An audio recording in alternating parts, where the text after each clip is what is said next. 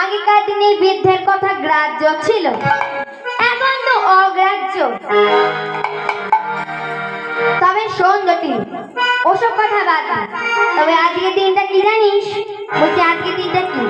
বলছি আজকের দিনটা সবচেয়ে শুভ দিন।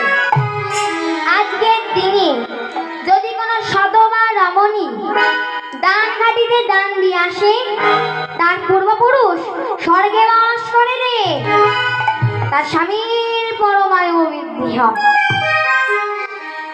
বলছি বলো কি মা, স্বামীর পরমায়ু বৃদ্ধি হবে? বলে ও জটিল, অত ভাবিস কি? আরে বাবা তোরই তো ভালো হবে, তোর ছেলে আনে পরমায়ু বৃদ্ধি হবে। কি রেখে চাস না? কোন মা না চায় বলো ছেলের পরমায়ু বৃদ্ধি না হোক?